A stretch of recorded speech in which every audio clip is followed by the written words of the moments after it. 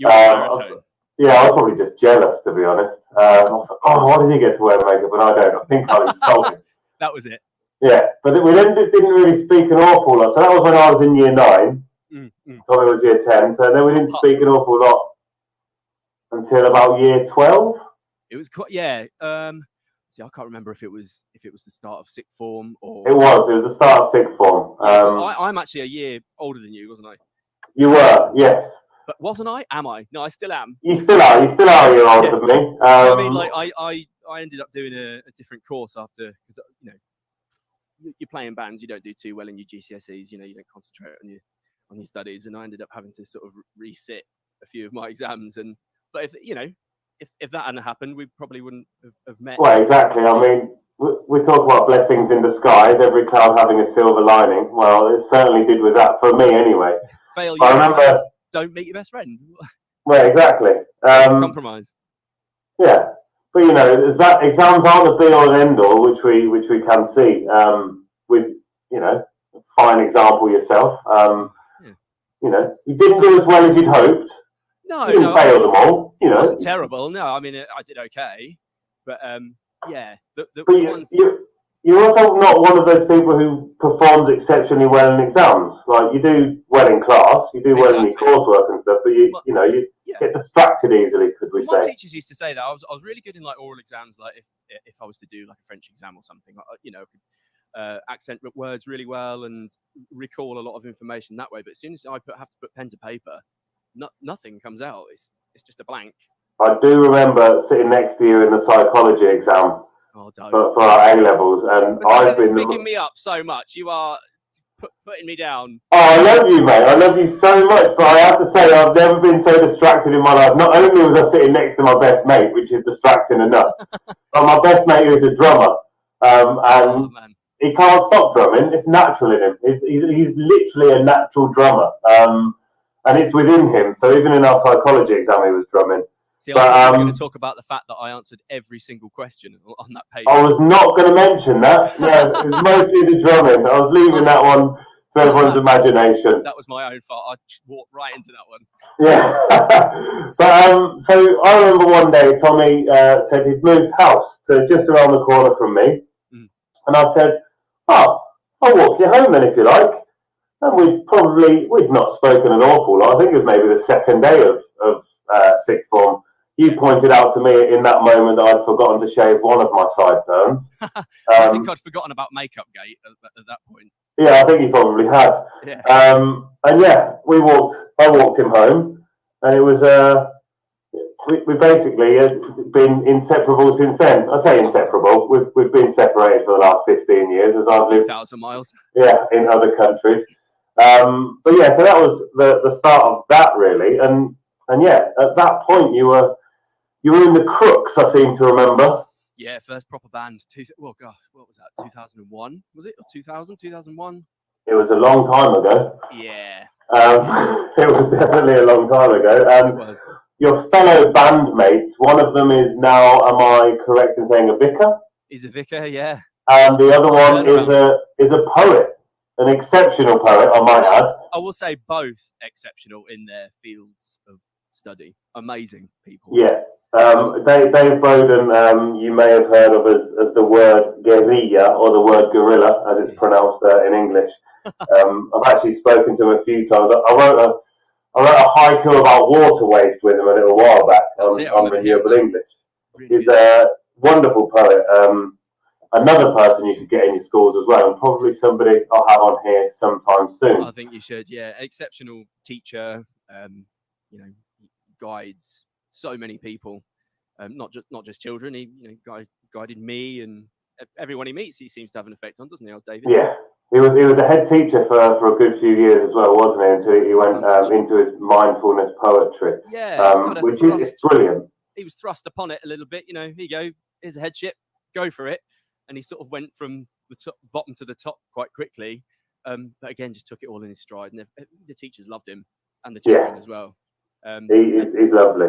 Yeah, and it was great that sort of our two worlds collided. Obviously, I worked with a lot of primary schools, and I'd heard that he'd become a head teacher of a school, and sort of got in touch with him. And hey, David, it's a cool thing that I'm working on now, and you want me to come into your school? And that was it. You know, it not only reinvigorated a friendship, but we worked quite closely together for a time, which was awesome. Yeah. And we are going to talk a bit more about that shortly, about what you're currently doing. But let's go a little bit back to your kind of, I don't want to refer to that as your music career, because I know you still have a music career, and we are going to listen to one of your songs very shortly, about the greatest year of all time, in fact. Tell us a little bit about where you went after the Crooks. What then happened? I mean, I could probably sit here and I don't know if I count as your biggest fan now with your kids, but I'd like to consider myself as at least one of your biggest fans. So I'm not going to tell everyone about you. I'll let you do it yourself.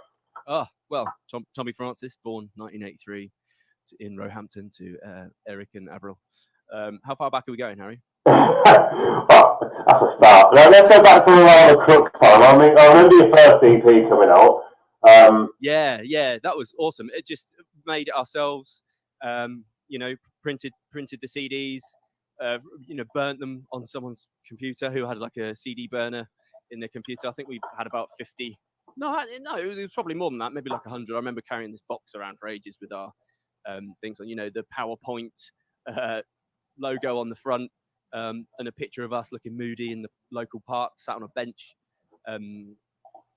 trying to look cool, but really it was brilliant. That was giggly little girls were like, So since then, I think having that grounding, it was really fun. It was fantastic. Well, we did the Crooks for a good few years, didn't we? And then just I don't know what happened next after that, guys. Like trying to remember. Such a long time ago. I think Atlantic Dash might have Atlantic Dash was the next step, yeah. That was next, yeah. It kind of got poached, spotted by a local promoter at that time who was local. He's gone on to work for huge production companies and labels, and I haven't spoken to him for a very long time. John Dunn was his name, and he used to run a lot of local club nights as well. And he spoke to me. He's like, I've got this great band, and they seem to be sort of going places, and they need a drummer. So I jumped in, and sort of forward a few years. On my 21st birthday, I remember recording, my first proper album at Fortress Studios on Old Street in London. With I think his name was Dan Swift. He was a producer who just produced, I think it was the first Snow Patrol album. So we were just like, oh my god! Like this was at the height of their fame, and that was with Fierce Panda. So I kind of did Fierce Panda also do some other super famous bands? Oh yeah, Keane, Muse, I think did something with them as well. So it was great. We released an album, a couple of singles with those guys, played all their club nights. But I felt like I cheated that first little bit. I sort of jumped from little Northampton local band playing to a few people to all of a sudden recording in a top London studio. And that do you know what I remember most about Atlantic Dash? The moment that really sticks with me from that portion of your career, was when you said to me, "Oh, we're playing with this band. I don't know if you've heard of them. They're called the Arctic Monkeys." And I was like, "Mate, never heard of them. What are you talking about? Who are these people?" Nobodies. These people are nobodies. About you played the gig. About 2 days later, they released their first single, and it was like, they're not nobodies. They're big on the internet. Back when MySpace was popular. MySpace, that was it. That literally broke them. Obviously, we had no idea even how to work the internet, let alone sort of promote yourself on it. It was still quite early doors, wasn't it? Was it 2002, 2003, something like that was when they broke, wasn't it? Yeah. And we just turned up at these gigs, and they were absolutely packed, and people were singing their songs, and I was like, right, okay, we better get on this internet game pretty quickly. It seems to be doing the trick in terms of promotion. So well, yeah, they were massive. I think Lily Allen was the other one who came out of the whole MySpace music kind of time. Yeah. I mean, at one point later on, the New Cassettes, which were the band after that, we got promoted as the Artist of the Week. So you were, I remember. MySpace, and there we are, like a picture of us, and wow, our phones just went crazy. Emails constantly. liking. But MySpace was just, that was the one, wasn't it? I was in Bolivia at the time, which was I was like showing off to everybody. What were you doing there? I was just travelling through. I think you weren't teaching at that point. Oh no, I taught in Argentina, and it was between moving from Argentina to Brazil. I did a little bit of travelling, and I remember I was in Bolivia for that, but also for something else that you did with the new cassettes, which I was over the moon about, because it was something I could see on the internet when you played at a tiny music festival. That little one, I think, what's it they call it? Glastonbury. I think that was that tiny music festival you played at, wasn't it? Yeah, man. That was awesome. That was really good. It was part of like a local, not necessarily a competition. It was like, the two promoters of the sort of local BBC Radio Northampton. I think their names were Griff and John, and they went to work on BBC Six music, which was awesome. And they had to sort of like whittle down all their favourite Northampton bands to play in the Park Arena, which was the daughter of Michael Eavis. Is it Emily Eavis? You're asking the wrong person. I don't remember. Sorry, my apologies. That was like her that was her like domain. It was like, here you go. Here's. It was almost like passing the Glastonbury baton. So she had the park, and then within that park area was BBC introducing stage, and we got chosen to play with all the amazing introducing artists that day, and it was an experience I'll never forget. It was still very humbling as well. Like, had to, kept our feet on the ground. Most artists who play at Glastonbury have, roadies, a nice dressing room, people to set their equipment up. But obviously, we had to walk from one side of the Glastonbury site, which is huge, all the way over to the BBC introducing site, just with like drums, cymbals on my back, snare drum. We had guitar case, all get splattered with mud. Like, it was, you could barely walk. But that's all part of it, the Glastonbury experience. And playing that stage was great, because for half an hour I stood on a flat ground. and it felt so weird. Like, I could wear actual shoes. I wasn't in wellies. A packed crowd, and it was recorded. I don't know if footage is still floating around now. I'm sure we can find it somewhere. Probably is with the BBC. Apparently, my mic is a bit off today. I'm gonna do the horrible thing and blame my dad if you can't hear me properly, because you're away from home. Like, I'm here in Wales. I didn't bring my own mic, so I'm using my dad's mic. So I'm gonna blame him. As long as you can hear me. That's okay.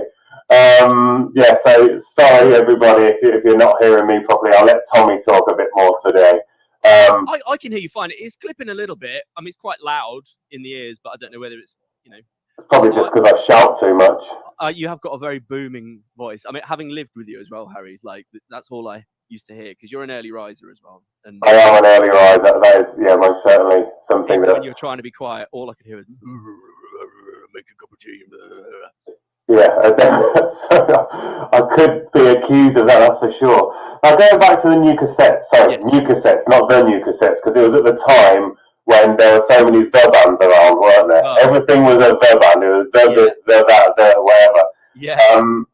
Now, I absolutely loved new cassettes. I remember going to see you guys practice a few times, and I think I saw a couple of the first time ever of a few songs here and there, and your albums are great, but you also went on tour a couple of times, didn't you? Why don't you share with people where you toured? And you were something of a super group in Northampton, really, weren't you? Because it was all the best bits from all the bands around the town. So it was like Nick from Kapowski and from the High Drivers. Yeah, and Marla Singer's Owen. And, oh, yes. And Tom from... What was Tom from? He was in Fimbria. That was it, Fimbria. And then, of course, there was you from Atlantic Dash. Yes. So you were a bit of a super group, really. It was nice. At the beginning, it was, there were a lot of pressures from, I don't know, be it labels, Kapowski had the Club Fandango label. Just everybody was really trying hard to make something work. And musically, it was almost like we needed a bit of a break from it. And you know, Nick, we've been great friends for many years, and for some reason, something just clicks when we're in a room together. We've both got an instrument. He's a guitarist, I'm a drum. It just works, and it's just very easy. And then he sort of invited everybody else in, and we were just sort of creating this jangly indie pop that was very of the time. Oh, it's so good. It was so of the time, though. It was everybody kind of, oh, you just want to get your foot in the door by playing jangly pop. It's like, well, no, actually, it's just a combination of all of our, you know, all of our inspirations from other bands, and that's just how it comes out. You know, we weren't trying to be edgy. We weren't trying to be jangly. It just it worked. Every time I see a Lighthouse, mate, every time I send a voice message singing the song Lighthouse, because it's always going to be with me. Yeah. Owen's got a Lighthouse tattoo. There you go. Yeah. There you go. But you made a couple of albums, didn't you? And you went on tour. So where did you tour? So we toured the first. I've never spoken about this before, by the way. Japan was the first sort of big tour that we did. You know, we did a week or two out there promoting our first album, The Art Of, because we managed to release it on a separate label called Pony Up, and they were based in Shibuya in Tokyo, and two American guys actually who were running it, who had been living in Japan for so long. Like, this is really going to work here. And yeah, got us out there. It was bonkers. It was such a great experience. I felt like a complete alien, but it's an experience I'll never forget. I've never been back, actually, and that's something I'd love to do. Maybe not as a musician, but as a rock star, maybe as a regular human, as a tourist, if anything. Yeah. Like we weren't able. I mean, we went to Shibuya Crossing, and we went to the arcades, and we went to Tower Records, but we weren't able to sort of explore Tokyo as you would be able to as a tourist. So yeah, that was great. Other places, well, where else? We've done Germany. We've done Twin Fest in Marburg. That was cool. And then later on down the line, our management randomly saw us play a gig at the Roundhouse in Camden, and decided that they wanted to sort of look after us, and they were based in New York. So we went out a bunch of times, played some gigs in LA, in New York, and mixed our second album at Stratosphere Studios in New York of the late Adam Schlesinger, who unfortunately passed last year of COVID, which was awful, and James Iha from Smashing Pumpkins. So we were just sort of there in awe of this studio. And yeah, it was a great experience. And it was. I remember. I remember just the whole time, so you're out there, and I was in various other places, and I was just thinking, soon you're going to come on tour to where I am. Soon it's going to happen. But then, where were you at that point, Harry? Because you've been to so many different places. That stage, I was probably over in China or Vietnam, I imagine. I think at that point, Vietnam. Yeah, actually, I think you're right. Yeah. Yeah, I think that's about it. I'm trying to remember where I was when your firstborn was born. I was probably in Australia maybe by then. But yeah, it was around that. So that was your kind of the ghost of music past, if it were, as it were. So what about, let's talk about your ghost of music present. So not your work aspect, but maybe more your musical aspects, the bands that you're in at the moment. Yeah. Well, being in bands has sort of never left me. And obviously, you mentioned the children. Millie was born in 2012. That sort of like tied off new cassettes for me. It was a hard decision to have to make. But my dad did exactly the same thing. He was a gigging touring musician back in like the mid to late 60s, doing some amazing things, playing with Kinks, T-Rex, Small Faces, in front of like 60,000 strong capacity festivals. And then my brother Simon was born 1970, and Dad sort of very quickly, your priorities change, your biology changes, and music, it never stops. and you never stop sort of trying to make something work musically. But it definitely takes a back step. And yeah, I probably for about a year I didn't really play many shows, maybe some cover shows to earn a few quid. Yeah, so that was it. Yeah, Millie was born. Nothing really happened for a while, and then obviously, you know, the itch is always bound to return, isn't it? Yeah, it's always there. You know, music is something that never leaves you. So it wasn't too long before I was seeking other musicians to collaborate with and trying to play lots of shows, and yeah, that kind of leads us back to now, I guess. Yeah. Because, you know, inevitably children grow up, they become a lot easier to look after. They don't stay babies for long. And yeah, so me and Nick started another project called Century City some time after that, probably late 2013. I saw you. I remember when I came back to Northampton, we saw you play. Probably in about 2016, maybe. Wicked, yeah. You played with the Lamplighter, I remember that. Yeah, when live gigs were okay and dancing was allowed. Oh, and you could sing in front of your friends. Yeah, that is great, and that's never gone anywhere. Century City has always been, but it's always at our own pace, you know, because Nick's obviously he's got his son as well, so it's all as and when we want, really. There's no pressure to do anything. There's no labels to answer to, so we can write and record as we wish. The first EP we made was with a fantastic producer called Dan Gautreau, who writes a lot of music for TV and film and stuff like that. And he just made us sound incredible. And, you know, once you hit that level of production, you don't ever want to get down from that. So, yeah, we made one EP, and that is about it with Century City. We've got loads of songs. We're playing live. We've got a gig this Sunday. Sunday, actually. But we've done very little. Whereas now the Bad Money Boys, which came through my work, a lot of my work colleagues, obviously I work with musicians now, and that's fantastic. It's just easy. It's efficient. We're, you know, knocking out songs every couple of weeks, it seems. They're prolific writers. They're a little bit younger than me, which is probably where their energy is coming from. But yeah, it's great, and it is easy. We are gonna play one of those songs in just a moment before we go off to the news. The one that you had a huge hand in writing, actually, and it is, you know, about the greatest year of all time. Of course, 84 is what the song's called. We are going to play that because, being as we have the writer here, we do have the rights, and it is nice to have a little bit of music on your radio. So we'll play that very shortly. But yeah, I've watched this, you know, from not really from afar, to be honest. I've been literally afar, but you know, I've been quite close up in watching this, and yeah, it's been amazing to see, and it's so true. Like we're going to talk about your job soon.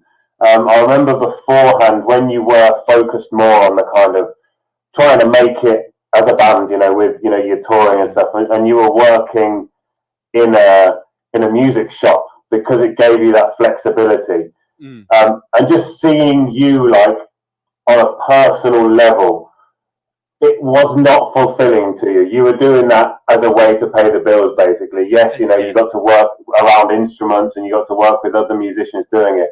But like the way I saw you as being, you know, not particularly happy. And we'll talk when we come back from we're going to listen to your song, then we're going to have the adverts and the news in a moment. Okay. When we come back, we will talk about Rocksteady and what you're doing now and how you are basically, let's be honest, you're basically the real life Jack Black from School of Rock. I knew that name was going to pop up sometime soon. Well, it had to come up because it's just true, isn't it? That's me, yeah, 100%. Yeah. So there you go. Yeah, it's certainly cool, not a bad thing. He's a cool guy to be likened to. Yeah, I'll take it. You know, Dave Grohl's best mate. I wouldn't have a problem with that. You know, it wouldn't be awful. So I am going to play the song now. We'll be listening to the song, and then we'll have a go with the news and the first of adverts, and we'll be back very shortly. So, thank you very much, Tommy. We'll speak to you in just a few moments. Cheers. Here is 84.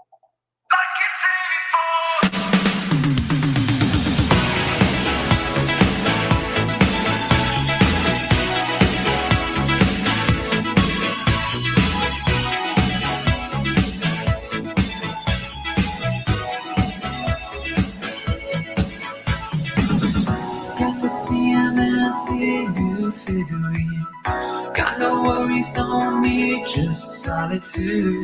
Wanna hit the arcade at Neon, take me home. Movies on the TV and legacies.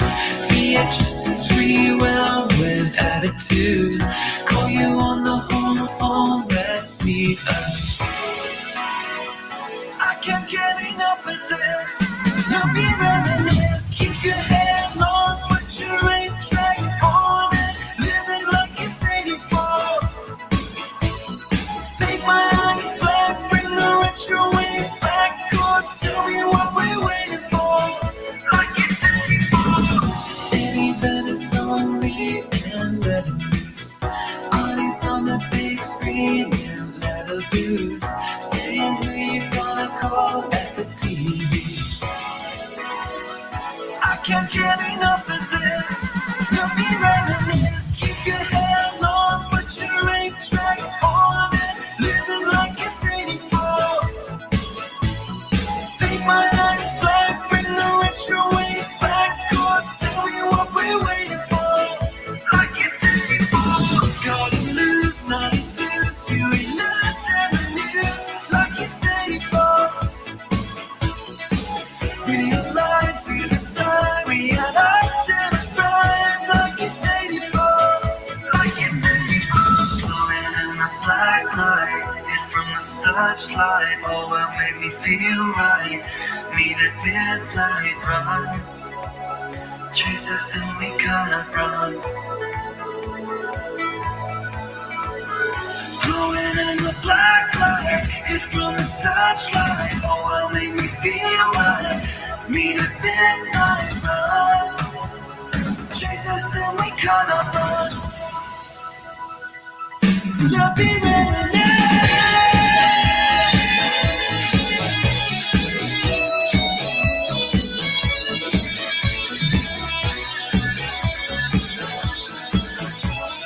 I can't get enough of this.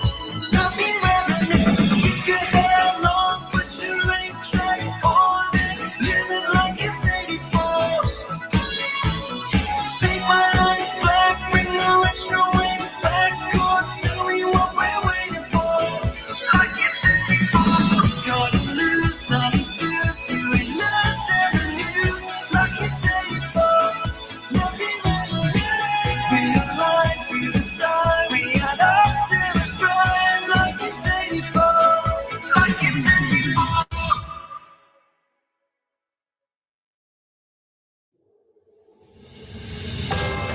This is Teachers Talk Radio, and this is Teachers Talk Radio News with Megan Goods.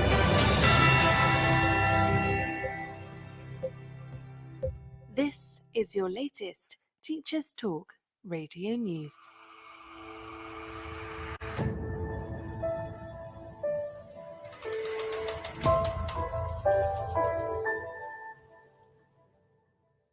The government has announced a new global teacher training qualification, enabling teaching trainees to study abroad and achieve international qualified teacher status, or IQTS.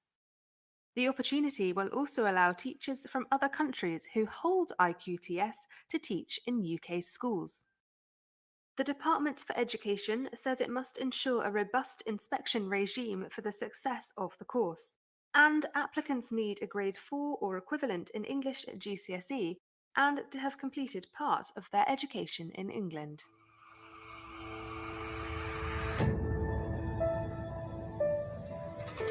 Parents and students at a Highland school have successfully appealed the local council's decision to only provide unisex toilets at their school.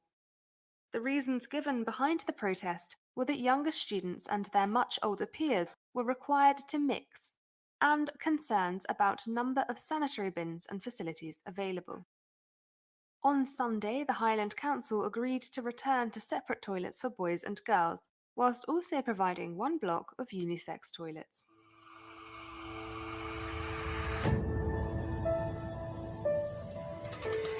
A school in the south of Scotland has been forced to close due to a COVID outbreak mere days into the new term.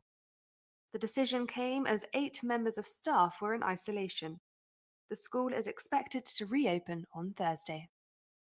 That was your latest Teachers Talk radio news.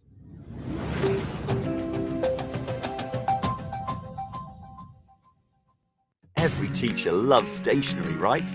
Imagine getting a selection of fun, beautiful and unique stationery items designed and selected especially for teachers, delivered through your door every month. You need to check out teacherslovestationery.club. I'm always so excited when the box arrives. It's such a treat. My Teachers Love Stationery Club box is just a little treat to myself every month. It's always full of delightful and surprising items, including some really good quality stationery brands like Faber-Castell and Stabilo. And because you never know what you're going to get, it makes it even more fun and special when you get it. It feels really great to be supporting a family business that's run by real teachers. I can't help feeling like they just know what I'm going to enjoy using stationery-wise better than I do myself. Visit teacherslovestationery.club and enter the code TTRadio when you buy your first stationery box to save £2 today. teacherslovestationery.club. There we go. I almost played the outro there. That would have been awkward, wouldn't it?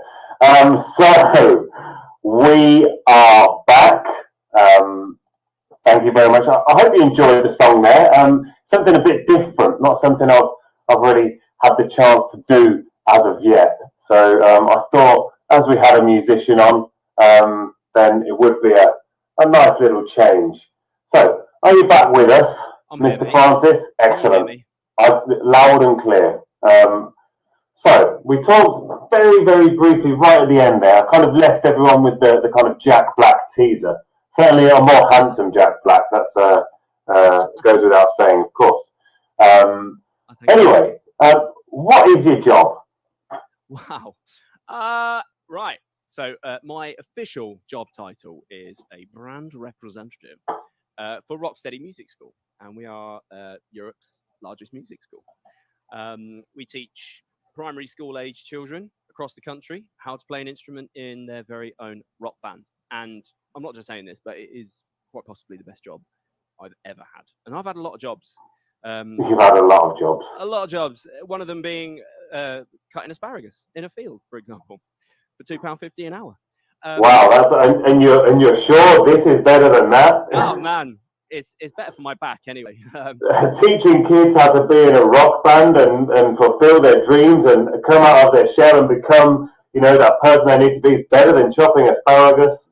That's it. You've hit the nail right on the head, man. Yeah, it is. I'd say it's an 11 out of 10.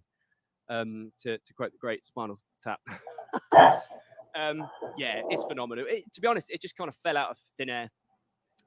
As you mentioned before, I was working in the drum shop in PMT in Northampton, which was great and it was flexible, and I managed to make a lot of friends within the sort of like drumming community, and yeah, it was a great job. I was there for 10 years though.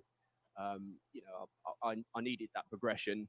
I needed something to challenge myself, I guess. And it did feel to me like every time I got home from being wherever I was, that like my first port of call would be, the drum shop. I'd pop upstairs straight away and come and see you. Wherever I'd been, I'd come in and see you straight away. And cup of tea. I remember at first it was like, you were delighted there, but by the end of it, you were certainly ready for something different.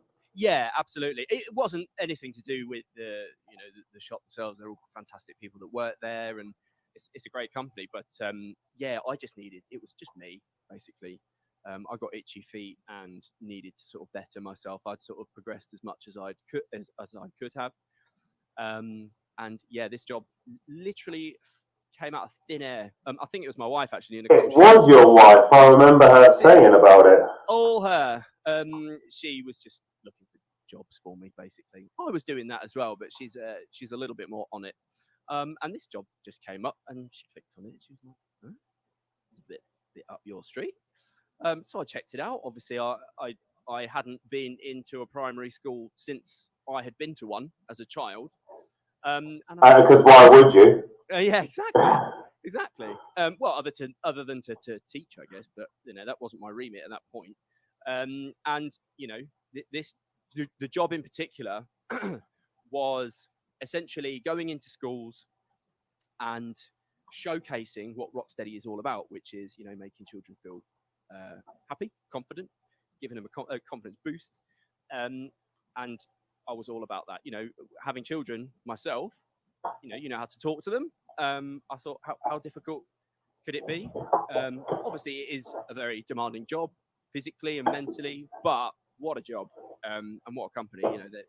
They're clear routes of progression for a lot of their staff, and yeah, they're making such a difference. Definitely in terms of education, in my eyes, anyway. Well, I remember when you first got the job and you were telling me about it. Now I know that you had to do a lot of travelling. Yeah. And you were going around and you were saying, "Oh, well, I think today I'm going to play Bruno Mars at this place, and this time I'm going to play this at this place." And you were going all over the shop, and it was still, you had that element of performance to your job, which is pretty essential as a musician, I imagine. But again, that connection you got with the students and that reward you got from the students, that kind of is something that I've experienced through my entire life as a teacher. But that was something new for you, I imagine. But you've got to be passionate about it as well. You do have teachers that probably not passionate about what they're doing, but this definitely was me all over. And I see it with your teaching as well. Harry, you're bringing in music and you're making learning exciting and fun, especially for the younger years as well. You've really got to get them while they're young. Well, yeah, get them hooked while they're young, and then hopefully when they're teenagers, they'll still enjoy it. Absolutely, yeah. And do you know what? That one thing for me when I was younger, you learn to play the trumpet, the recorder. That works for a lot of kids in schools. You can learn to read music, but it didn't really click for me. I still hold the record for the longest note on a trumpet. At age 8 or whatever, in one school that I was at, but that's about it. It didn't really captivate me. And what Rocksteady does, it sort of, wow, that could be me sort of thing. We tend to eliminate a lot of the barriers. We don't exam, and we don't teach notation. Although if we do talk about Feel Good Friday in a bit, then which we will, we do cover notation. But in our lessons, it's more about a feeling. Music is very much a feeling that you get, and to try and allow all my experiences as a musician to sort of come out and get the kids excited. I'm quite an excitable person in the right situation. Yeah. And in some respects, this job has given me a newfound confidence as well. Confidence in my abilities to get these children excited and engaged by music, by not making it too difficult, making it accessible to all children, not just be it if you're from an affluent background, you're more likely to learn to play the cello or a piano or something like that. Whereas if you're in school and you're not in a particularly affluent area, free school meal percentages and all that, you can still access an instrument via Pupil Premium or anything. We offer free bursaries to children as well. And yeah, it really opens a lot of doors for a lot of children. We've actually noticed an uptick in schools that we teach at for other music providers as well. So your more traditional, sight reading or trumpet or wind instruments, tune Yeah. percussion, that kind of thing, children would be more likely to go, I think I've got this music thing covered, you know, because they've got good grounding. And then they can. And also a love for it, which I think is really important. And when you talk about, I remember when I was at school, I learned the double bass for a year, and it was awful. I didn't care about that. I didn't care, I wasn't interested in it because that wasn't the type of music I listened to, and it was just rubbish. And it was the notation thing. I mean, I know for you, when you started playing drums, like you're one of those people that, now it doesn't come to everybody in this respect, but you're one of those people that you were basically born to be a drummer because you could just drum straight away. Like you knew the beat, you knew your way around the drum kit, and you just had this natural innate ability that other people don't have. So that you didn't need to learn notation and reading music or anything like that. Right. Yeah. I mean, I still, I can honestly admit that I still can't read music to this day.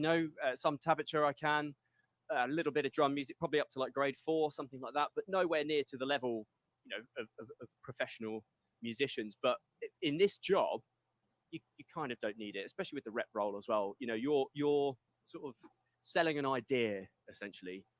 But you still can read some music. Yeah. So you can.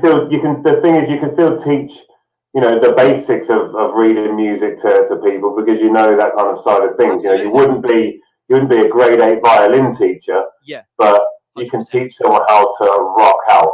Yeah, absolutely. But of course, you've got to remember the info is not going to go in. They're not going to retain that information unless they're enjoying it.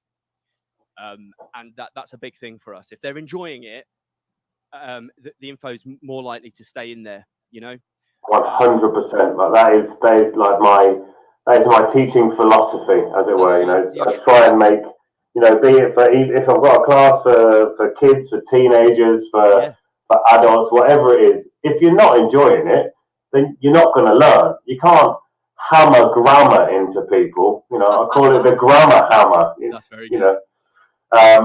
But it's not a way of learning. You've got to make things enjoyable. You've got to make things fun. You've got to make things interesting. Because if they aren't, like you say, they're not gonna learn anything. Yeah. But I interrupted you again. No. I found that particularly during lockdown. Obviously England's been in lockdown and out of lockdown and then back into lockdown. And to teach 2 children, obviously it is tricky, especially if they're your own. It's a very different relationship there. Do you know what I mean? Whereas your teacher, you're kind of expected a certain level of concentration, or they're trained professionals essentially. If we can, before we go back to Rocksteady, if we actually look a bit at that, that'd be really nice. What do you mean? So when we went into lockdown, like you say, you are not technically trained as a teacher, and you got this whole newfound respect for teachers with the difficulty. Yeah, absolutely. But did you feel that your time working in primary schools and stuff really helped you a lot when it came to lockdown with your own kids? I think it did to a certain degree. Yeah, absolutely. But as I was saying, the kind of teacher-pupil relationship is very different to mummy-daddy relationship. Do you know what I mean? So yeah. We're teaching our children, but we're also mummy and daddy. So, they wouldn't just sort of stop a teacher talking halfway through. I need a wee. I'm going for a wee. Can I have a snack? Can I have a snack? I'm bored now. They probably wouldn't tell their teacher they're bored, to their face anyway. No, well, I've had a few in my time, but yeah. Harry, no, you haven't. One or two. I've been teaching for 15 years, so You're far too good for that. Well, thanks. There's definitely been one or two. I'm not going to name names, Javier.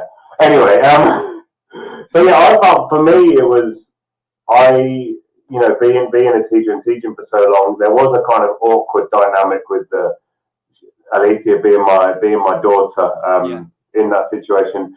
But with myself and my wife Emma, the fact that we were both teachers, we saw that for Ali it was a huge advantage over other people who we have only one daughter, so we don't have to mix levels.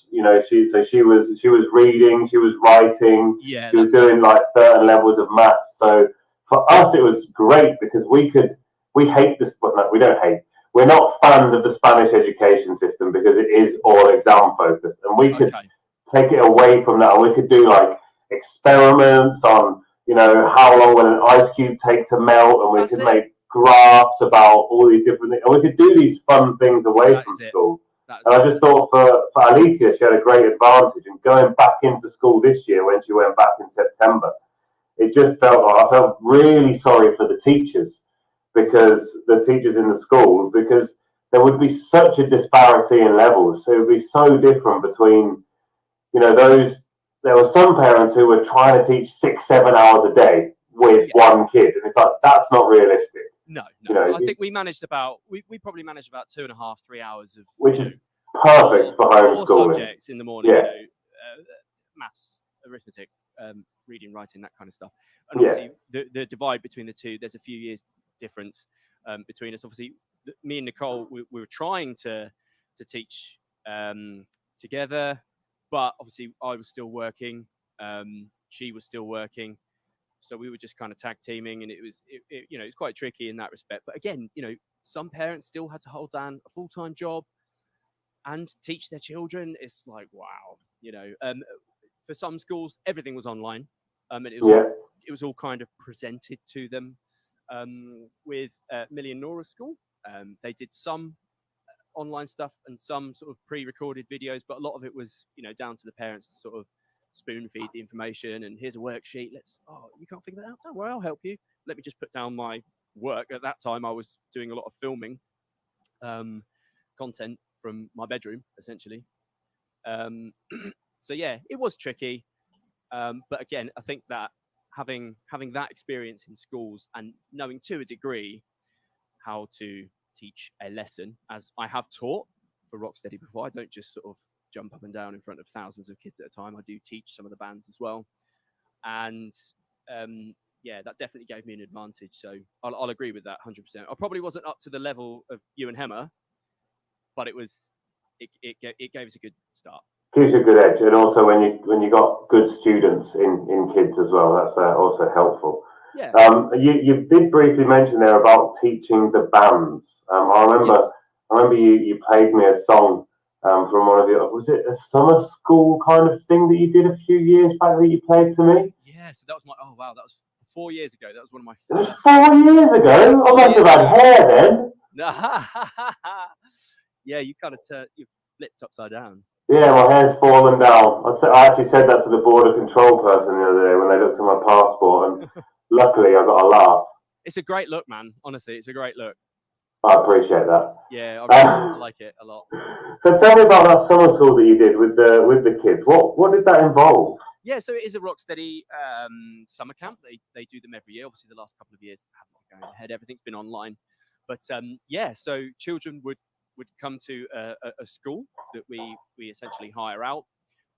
Probably one of the schools that we taught at, we've got a really good relationship with. Sure, yeah, use our school. So all the children from, you know, the local areas, I think we probably host a lot of summer camps, you know, all dotted around the country. And kids would come for a week, and we would start with learning a few songs. Then we would film the song. So we'd do like a music video for them. We'd do photo shoots. We'd also record the song as well. So they'd have this like little package, maybe on like a USB stick with all their pictures on, and you know, they'd create logos. They'd do everything. So, and then at the end, they would perform their songs to an audience. So all of the parents, all of their friends that were there, and it was fantastic. It really is an amazing thing to be a part of. But yeah, so essentially teaching all of that within a week, you know, so it really goes to show that what we teach isn't just music, you know, it's art. We're teaching the history of music as well. You know, they're learning about past artists. They're learning how to create their own logos. They're designing outfits that they're going to wear during their concert. It's a whole spectrum of learning, not just how to play.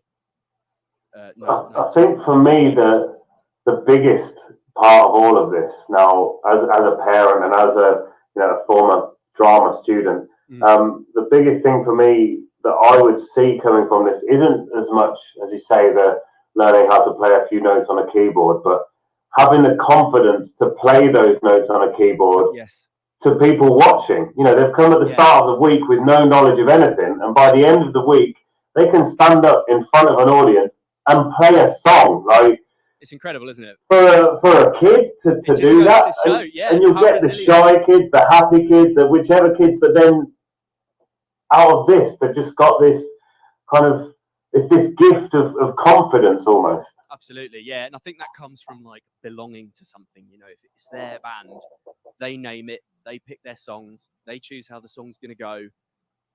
We're just essentially conduits. We're just there to kind of guide them. And yeah, just to see their faces, as soon as they walk off stage, they get that massive round of applause, their faces just beaming, and it just makes it all worthwhile, you know, because you do have your challenges as well. You know, we're very hot on sort of energy management, be the energy you want to see in the room. Some children can be quite tricky. You know, we do teach a lot of SEN kids as well. But what we do find is at the end of it, they've got this new found love for music, and they've got a newfound confidence as well, which is what Rocksteady is all about. Yeah, exactly. What I'm as a person, I'm all about as well. Yeah, and whether they come out of it as rock stars in the future, you know, maybe you'll make one or two rock stars out of all these thousands of kids that do it. Mate, but we have had some. Oh man, some year sixes have recorded songs that have been released. They're on Spotify and Apple Music and YouTube, and again, it's just giving them that foundation, and they've gone off, and they're creating this stuff, and you're listening back, you're like, wow, it's nice to know that you sort of had a hand in that as well. Like you kind of kick-started it, basically. Essentially, yeah, you really have. Yeah. It's great. That is amazing. So we're going to talk about your Feel Good Fridays in a moment. We are going to go off for our second listen to the news now. And the last set of adverts, and when we come back, we're going to hear about Feel Good Friday, and we might play. You've got a game or two in store for us, haven't you, Mr. Francis? I've got a game for you, Harry. Oh no! Everyone else can join in as well, by the way. Everyone else who's listening at home, feel free to join in the chat. Please. Thank you very much, Mr. Francis. I'm going to skip off to the news, and I'll see you in about 6 minutes. Look forward to it. This is Teachers Talk Radio, and this is Teachers Talk Radio News with Megan Goods.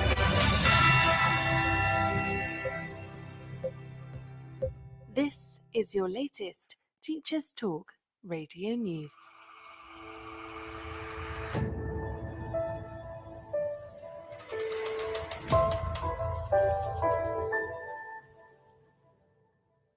The government has announced a new global teacher training qualification, enabling teaching trainees to study abroad and achieve international qualified teacher status, or IQTS. The opportunity will also allow teachers from other countries who hold IQTS to teach in UK schools. The Department for Education says it must ensure a robust inspection regime for the success of the course, and applicants need a grade 4 or equivalent in English at GCSE and to have completed part of their education in England.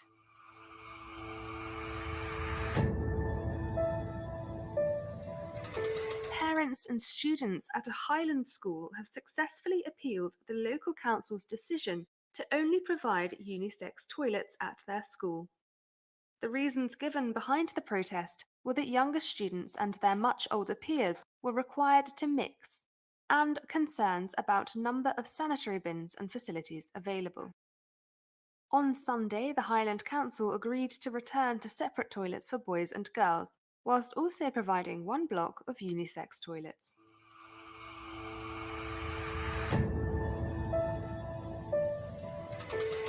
A school in the south of Scotland has been forced to close due to a COVID outbreak mere days into the new term. The decision came as 8 members of staff were in isolation.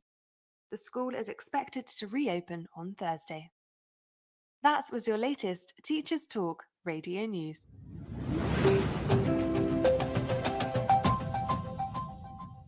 Every teacher loves stationery, right?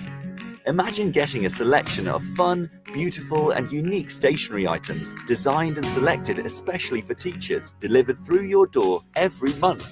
you need to check out teacherslovestationery.club. I'm always so excited when the box arrives. It's such a treat. My Teachers Love Stationery Club box is just a little treat to myself every month.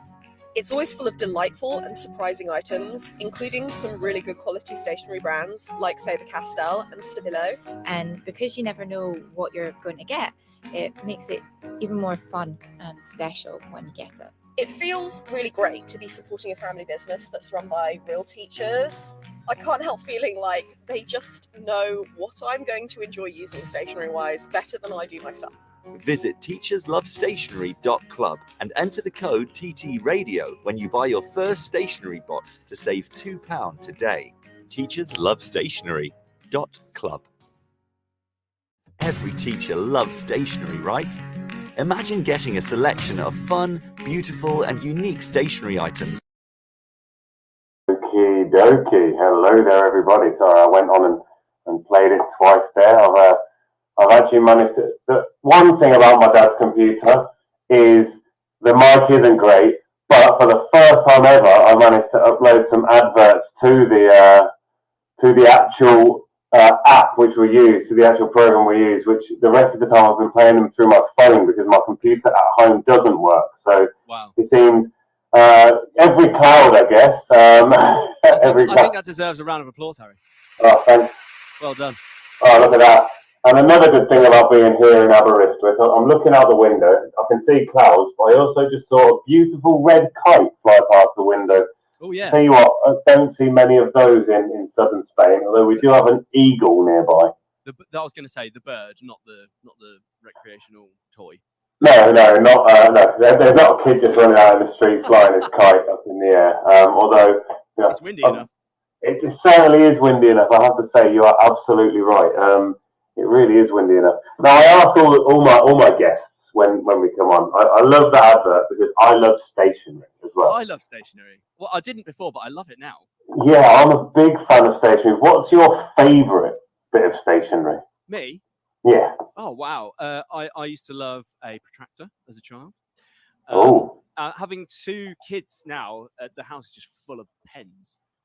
Felt tip pens, and we're still trying to find the pen, the one that lasts, the one that doesn't dry out, the one that can't get lost. And I don't know if you have seen this TV show before, Louis. Have you seen that? I've heard of it. Oh man, it's not just for kids, Harry. I'll tell you now. It's amazing. So basically, on this cartoon, it's an Australian pack of dogs, and they live in a house because why not? Yeah. And, in one of the episodes, they use these pens that like stick together, and the girls were like, "Oh, they look really fun." And I went online and found them, and they're these like Faber-Castell connector pens that not only write, but you can make like aeroplanes and stuff out of. And yeah. And as you heard from the advert just a moment ago, they do also supply those at Teachers Love Stationery. That's what I heard, and I was like, oh. That's twice in a week that I've heard that brand. There you go. Was on a kids' TV cartoon. I'm a big fan of the 4-coloured pens. The classic big 4-coloured pens, multi-changeable colours. Except I always run out of blue and end up having to write in black, which I'm not a huge fan of. And then that runs out, and it's like, there are those lovely ones as well. Yeah. Yeah. If you're writing in red, does it feel like you're sort of telling? I can't do it. I can't even do it when I'm correcting. I can't write in red because it just feels too angry. It does. It's an angry colour. I write people's corrections in green, maybe something else. Yeah. What do they use now in primary school? Purple polish, don't they? That's the one. I don't know. Oh, I didn't know that. Purple polish. There we go. Well, thanks for filling me in on that one. That's right. And of course, I think my all-time favourite, I mention it every week, I absolutely love Post-its. Okay. Not the most renewable of things, I know, but everybody's got their vice, and as I don't smoke or drink, then Post-its are my vice, I guess. I just for class I find them amazing, but also at the moment I'm learning Portuguese, and it's a hard quite language useful to learn. That's very difficult. It's very difficult if you don't already speak Spanish, but I already speak Spanish, and seeing that there are differences, obviously, but there are also a lot of similarities. So, okay, fair enough. now I can say Eu falo português, which means I speak Portuguese, which is not true. I speak a bit Portuguese, but A version of I it. can, yeah, exactly. I can get by anyway. I speak two languages, bad English and bad English. Oh, You're quite good at both. I ruined that. So I mentioned short just before we popped off for some adverts and some news. Yes. I mentioned something about Feel Good Fridays. Oh, now, wow. for me, now I did a bit of research on you before this. I'm not that I needed to do that much research, but I did ask to have a look at one of these Feel Good Fridays because they are exclusively for Rocksteady people. Am I right? No. Oh, they're not. No. I thought they were at first, but then possibly. Yeah, they were. Yeah, they were. You're right. You're right. Actually, I'll give you that. they were at first, but they're not anymore. You have done a lot of research. Well, there you go. Great host. But I watched it, and I was absolutely gripped throughout the whole thing. Now, being somebody who live streams lessons myself, That's right. it was. Well, thank you very much. It was just amazing to see, and I was like, how is this guy not on the telly? So, can you tell us a bit about Feel Good Fridays? Sure. Yeah. So, born from lockdown, Feel Good Friday is a free weekly live stream.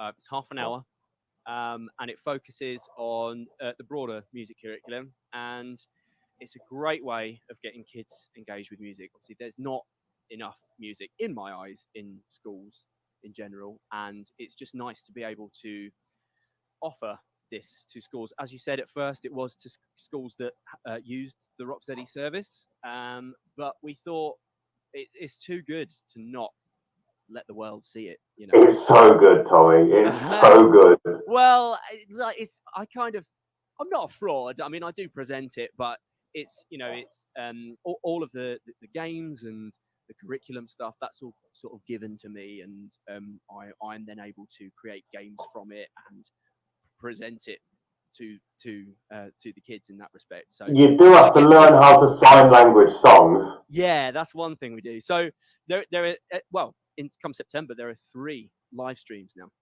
So we've got a Key Stage 1 that's hosted by me. So we teach reception year 1 and year 2, and we do a lot of performance-based stuff, a lot of singing. We do sign language as well. It's Makaton sign language, so it's sort of the entry sign language. But we learn lyrics to songs, and then at the end we perform the songs. I've created a little version of myself called Tiny Tommy. Did you see Tiny Tommy? Tiny, of course. Yeah. So he comes up like they do on the BBC late at night, and he does the sort of Makaton, and I perform and sing the song, and the kids would learn the lyrics and learn the Makaton. So I don't know if it's the same across the world, but in England, singing was very much a no-no throughout lockdown. You're not allowed to sing, which is so disappointing. It's heartbreaking. Kids weren't even allowed to sing Happy Birthday. So I taught them Makaton, Happy Birthday. Oh, there you go. Which was great. Not even with a mask on, because in Spain, I know that it was very much like everything was incredibly mask focused. Like in schools, everybody had to have masks on. Parents had to wear masks like in the street. And until very recently, we did have to wear masks. But yeah, school, it's been masks the whole way through. Classes sizes were reduced, like air purifiers were put in. Wow. It was the whole shebang. So they were still allowed to sing Happy Birthday in Spain, except it was Cumpleaños Feliz, because yeah, just not the full. It probably sounded like my mic today. Yeah, I can hear you. Again, it's just your lovely loud voice. Well, there you go. I just shout louder. On your dad's headphones. You've got to work with what you're given, can't you? Exactly. So yeah, to be able to teach Makaton in schools every week to these children it's been amazing. But also we do interactive games. We do like a rhythm bingo game, like a mystery instrument game. What am I talking about? We do like pocket orchestra, where they learn the signs for orchestration. Like they've been learning, they have been learning notation as well. We've gone on to sort of crotchets and quavers and rests and all that sort of stuff. And then obviously through the Key Stage 2 show, which is a legend. Shout out to Paul. Yeah, he's sort of like, it's like an upgraded version essentially. They progress through these stages. Well, not upgraded, just a more difficult version, perhaps. Yeah. Yeah, there you go. Leveled up. Certainly not upgraded. Because I don't know Paul Ford, but I do know that he's no Tommy Francis. we're very much our own presenters. We've got our own styles. I'm sort of very much a laughy, jokey, muckabouty. I do ad lib quite a bit as well. It's not all on the script. Whereas Paul's very technical. He can do some amazing things with his broadcasting software. At the end of each sentence, you'll have like some hands come on and give a great big round of applause. And yeah, he's phenomenal. But in September, we're actually co-hosting an upper Key Stage 2. So we're doing a year 5 and 6. So brilliant. That'll be quite sort of tricky notation, and we deep dive into the music curriculum as well. So yeah, we'll still keep it fun. And we did a big performance at the end where we've been pulling in a lot of our Rocksteady compadres and sort of collaborating with those guys. We'll get some guest singers on, a guitarist come and do a solo one week. And yeah, it's just been amazing. So now my job is both. So I rep Monday, Tuesday, Wednesday. I do workshops for each individual year groups. And then on a Thursday and Friday, I put my presenter hat on and host these amazing music live streams, and they are free, they are absolutely free. Just to reiterate to all of you teachers out there listening, they are absolutely 100% free of charge. Just to eliminate the freeness. Nada. And that's half an hour of your Friday taken up with. It's glorious music. It's wonderful for your students, and it's a little break for you. Little planning time, little PPA time for the teachers. There you go. And it's great. So, I mean, if am I allowed to give a website for the teachers to go to if they want access to this? Can I do that? I'm not going to stop you. You can get access at rocksteadymusicschool.com/feelgoodfriday. That's rocksteadymusicschool.com/feelgoodfriday. And it is completely free. Free. Did we mention it's free? It's free. You don't have to pay anything for it. Yeah, just stick your email in and we'll send you a link every week. You don't even have to renew. It's just constant. Yeah, fantastic. Yeah. And it really is. See what this next year brings. It's going to be. It really is brilliant. You did another few. I remember throughout lockdown, you did quite a few covers with the Rocksteady people. That's right. Yeah. So wonderful. we were doing a lot of content, for the kids to sort of keep them engaged. And then, we kind of found that, the live lesson aspect was where they wanted to be. So then we ended up filming like essentially a kids TV show every week. And we'd sort of present it. It was like a sketch show, but they were learning. It was so crazy. It's weird to talk about now because my entire summer last year was just me in front of a camera teaching drums to all these kids in our stages. We had stage E, which is like elementary, and then stage 1, 2, and 3. So every child had something to work towards. If they nailed stage E, they'd go all the way up to stage 3 on an instrument. They didn't even need an instrument to join in. It's amazing. Yeah, and then obviously once that happened, then we were slowly going back into our schools, teaching face-to-face lessons as well, all socially distanced as well. That's another bonus of having a band of up to 9 children. You could space them apart. The instruments aren't the same. There's not one child on one instrument. Everything was cleaned. It was, oh man, they thought of everything. And yeah, the Feel Good Friday just kind of stuck. And the teachers were like, is this going to end? I don't want it to end. I'm going to carry on. And they were like, yeah. And then the CEO, Scott, he just said, this has got to carry on. It's just one amazing positive to come out of lockdown are these free music lessons. And I'm so happy and privileged, really, to be a part of it, to be asked to do something like that. But I found like I feel like I've really found my thing now. I like to present. Oh, I love it as well. So yeah, keep on doing it. And yeah, you've got a few games, haven't you? So yeah, I thought I'd play a little game with you. Come on then. So Come on then, make me look like an idiot on the radio. It's all these are good. some of the games that we would play with the kids. Are you ready? I am ready. We're I gonna was play born ready. Mystery Instrument! I bet you can't wait for this, Harry. It is the only game show on the internet where you can win an actual live chicken. Are you ready to win a chicken? I'm ready. Do I collect it from my sister's farm? I'm gonna show you what it's. I think. No, that's wrong. That's wrong. No, you can. None of those are chickens. You can win a cow. I'll take a cow. How about that? You can win a cow. Right. There we go. First round, 3 questions. This is Mystery Instrument, Harry.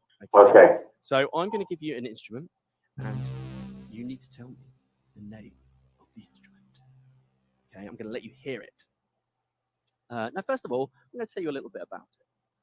First instrument is part of the Glockenspiel. It's part of the woodwind family. Oh, It's made of wood. You blow into it with a wooden reed, and it sounds. Are you ready? Like this. go on. Ready? Here we go.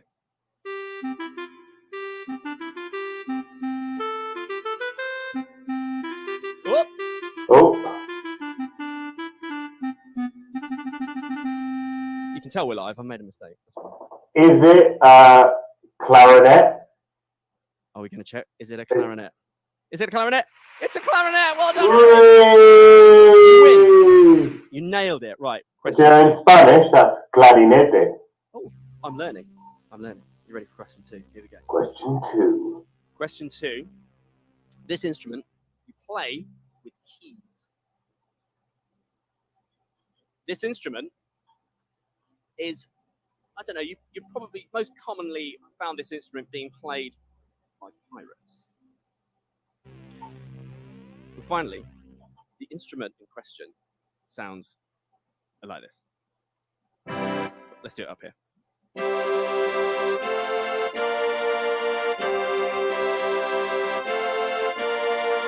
And let's try a little one like this. Is it a French instrument? Is it a what?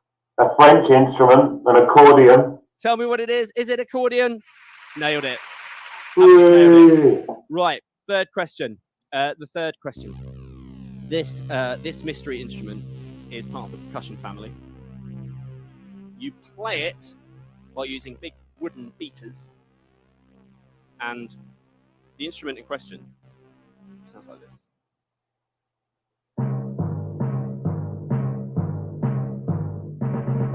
Dun, dun, dun. Sorry, that's Space Odyssey. I thought it was Star Wars. Is it a bass drum? Wah, wah, wah. I don't know. Oh no! It's not a bass drum. What is it? It begins with a T. You'd normally see it in an orchestra. T, and it rhymes with shmim shmani. Timpani? Correct. You've nailed it. Well done, mate. Good There you job. go. Didn't nail it at first though. Did need quite a big clue. That's all good. To be honest, bass drum, you're pretty close. Because you do hit it with a wooden beater, but you'd use your foot, wouldn't you? You would. Well, would. I didn't stipulate that, so my apologies. Okay. Well, also I could have done better, but you know, everyone makes mistakes. Second round in our quiz is Name That Tune. Okay, so I'm going to play a couple of songs, and go for it. I'm probably going to get this wrong. First song, here we go.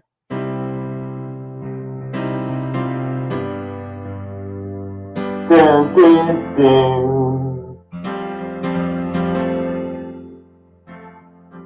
Stay now, stay now. Oh, Is it Stay by E17, the 1993? It's not Stay. That was it. No? It sounded a lot like that. It's not Stay. No, It sounds a lot like it. you're gonna kick yourself. What is it? It's Drops of Jupiter by Train. But it sounds exactly like Stay. She's back in the atmosphere, drops of Jupiter in my head. Hey. Let's play the opening bit again. What? This bit? The very start of it. Baby, if you got to go, It sounds exactly the same. don't think I can take the pain. Oh, Harry, it is. It sounds the same. I'm But, giving you you know, half a point because it's in the same key. because I argued. Yeah, but you've got to argue. You've got to argue. Okay, right. Next one. Are you ready? Go ahead. Here we go. Oh, I like this one. Do, do, do, do, do, do. Do you know it? Of course. It's Lionel Richie. You know it sounds funny, but I just can't stand the pain. It's, Girl, I'm leaving you tomorrow. what's the name of the song? Easy Like Sunday Morning? It is Easy Like Sunday Morning, but it's not. The Commodores. Correct! Amazing! You got it. Nailed it. As Vanessa just mentioned in the I said Lionel Richie, which I know it's a bit, he sings it on his own now, but yeah, it is the Commodores. So you had help. Well, Vanessa, who's actually next week's guest, popped Hey, in. Vanessa. She's going to be talking about mindfulness next week, Yes. and helping us with that. Yeah. So, what's the next song? Next song. Here we go. You hear that? I can. The most iconic rock song of the 80s. Dun, dun, dun, dun, dun, dun, dun. Is it Jump by Van Halen? Nailed it. Absolutely. I didn't even need to finish the song. I'll tell you what, as he started playing it, a seagull on the roof opposite me just opened its beak wide open. It's like it was about to sing. Oh, man. It's a shame this is a podcast that you listen to and not video. It is a shame. It is a shame. Although your video has been frozen for quite a long time. Has it? And I got back from swimming this morning with my kids and I haven't done my hair and I look very disheveled. Right, 3 more questions. This is a general knowledge round. Are you ready? Oh no, I'm nervous now. General knowledge. Vanessa got Jump as well, straight away there. Right, here we go. General knowledge. Can you name, I don't know if you guys know this, the listeners, but Harry Waters was actually quite an accomplished drummer himself. And you used to play in school, right? Yeah, very long time ago, yeah. Very long time ago, but it's still there, right? So can you name the 5 basic drums / groups of drums? The bass, the tom-tom. Yes, so that's a group. Snare. Snare. I'm struggling. So The bass, toms, snare. What are you missing? I'm thinking of. I'm on cymbals at the moment. I'm thinking You of got the cymbals. You hi-hat. got cymbals. No, that Oh, was the it. cymbals count. Well done. Cymbals, we're going to group together, and hi-hats, yes. Yeah, so kick, snare, hat, bass drum, and toms. Absolutely amazing. Okay, I was worried. I was trying to think of other drums, and I was like, I can't think of any other drums. Don't worry. The cymbals counted. Oh, that's all right then. Nailed it. I will give you a bonus point if you can give me the names of both cymbals in the set. Stephen and Clive. Well, some drummers, I mean, they'll probably be shouting it. It's like, but the standard ones, you've got Crash and a Ride. Yeah. You've got other little add-ons. Like I did remember the Crash then, but not the Ride. I'd forgotten that completely. Well done. Okay, right. Can you give me? This is question 8. Can you give me 3 differences between an acoustic piano and a keyboard? Piano has 52 strings and keys, I guess. It's made with strings. One of them is electric, the other one isn't. Yes, that's it. So you got one is acoustic and one is electric. One of them can play all sorts of different things. You've got the different sounds. Well done. Yeah, and then Vanessa said pedals. Yeah, that is a difference. Yeah, very cool. But you have pedals on an acoustic piano as well. One of them you can fit in your bathroom. The other one struggles. That's it. The size of the instruments. You've nailed it. There you go. Materials as well, I guess. And the what? The materials they're made from. Yeah, absolutely. So like wood, plastic. Yeah. That's 4 differences. I'll give you 4 points for that one. Well, no, I'm just going to give you 1 whole point. I'll just take 1. I'll be fine with 1. And final question: how many strings does a standard electric guitar have? 6. 6 strings. Harry Waters, you're amazing. You've completed the musical game for the afternoon. I hope you're proud of yourself. I am. And as your prize, are you ready? Go on, I'm ready. You win a cow. Good job, mate. Well done. Are you going to post it to my Spanish address, or are you sending it here to Wales? It'd be cheaper to send to Wales, wouldn't it? It'll be cheaper, yeah, but it's got to get here by Sunday because I'm leaving on Monday. I'm sure Amazon could sort of other shipping companies? Anything other than Amazon, mate. And literally anything else. Amazing. Cool. A Jersey cow. It is a Jersey cow. Thanks, Vanessa. And now I love music in my classes. So everybody knows I'm a big I'm big in on my eco sustainability classes, but I am also a regular normal teacher that doesn't only teach about sustainability in class. And I'm not only a live trainer for Pearson and BBC, as is Vanessa, which is where we met. Thank you. But I am also a regular teacher. I like to play a lot of games with music. I like to do a lot of activities with music because I know for a fact that I remember other languages better with songs. For example, I can sing a nursery rhyme in Vietnamese called Chao Lem Ba Chavo Mao Jiao. Anyway, and I also know head, shoulders, knees, and toes in Bengali. Ma Dahonu Natufa Natufa. These are things I learned as a child. So I try and get songs in there as much as possible. I work a lot with translation of songs, so I'll bring a song up on the screen and we'll work through and we'll translate the different passages of it. But my favourite game to play is actually called Songversations. Now, it's a game I invented. Now, a lot of things as teachers we don't invent. We kind of borrow from other people and change. I actually invented it one day while I was driving along. And I basically have a conversation with the song. There will be a video released of it very soon for back to school from Pearson, as I did. And I did it with the wonderful Adele. But as she was a bit tied up today, I'm going to ask Tommy if he would stand in. Can you stand in for Adele? Well, some people have told me that I have some Adele qualities. You have legs. Yeah. She also has legs. You have a face. Yeah. I've got a face and some hair. Yeah. Yeah. No need to rub it in, mate. There's an A in my name. Somewhere.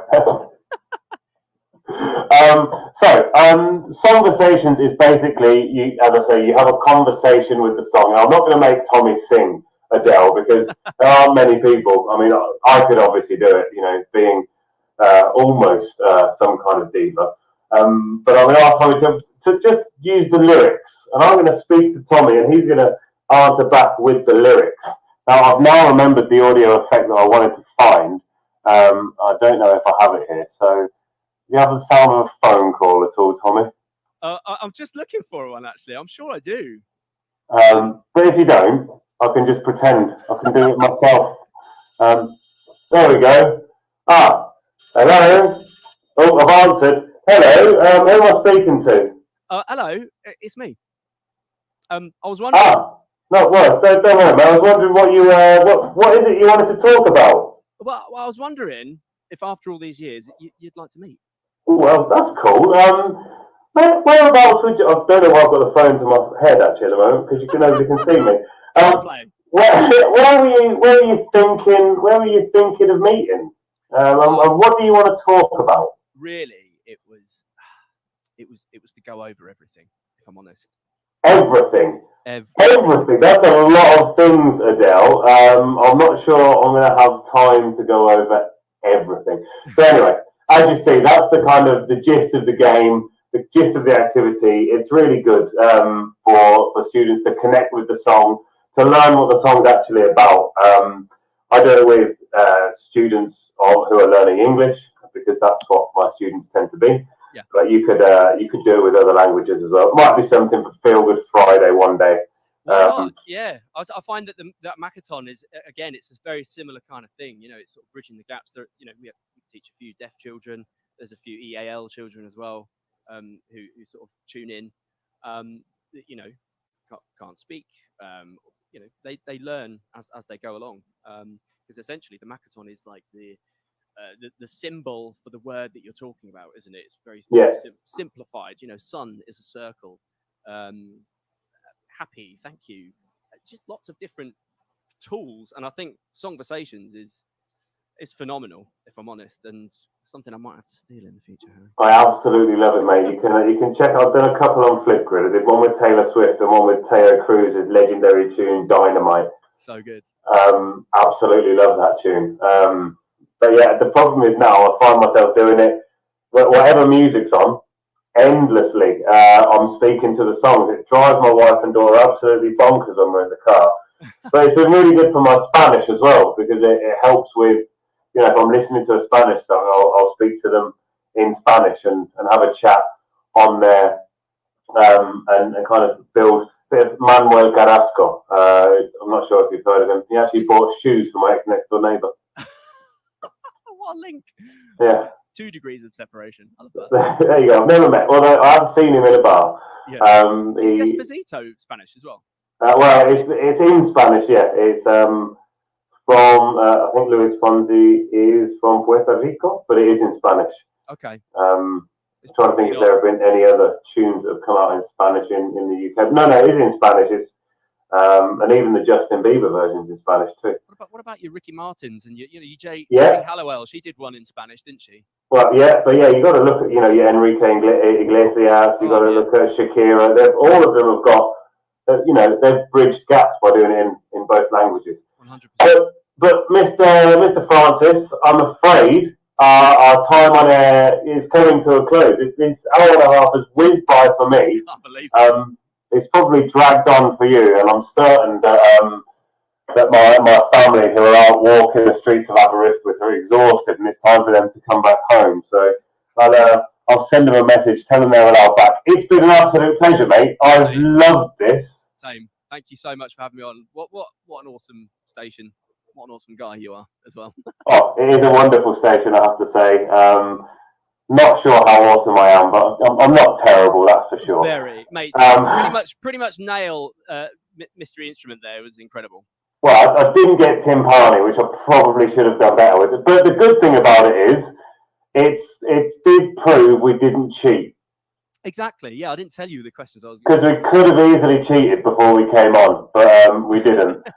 So thank you to you, and thank you to everybody for joining. I'm going to play the outro now, and wish you all a fun farewell. And remember, join us next week on the 1st of September. We're speaking to Vanessa all about mindfulness. Bye-bye. You've been listening to Teachers Talk Radio. Tune in live and listen back at ttradio.org. We look forward to hearing from you next time on Teachers Talk Radio.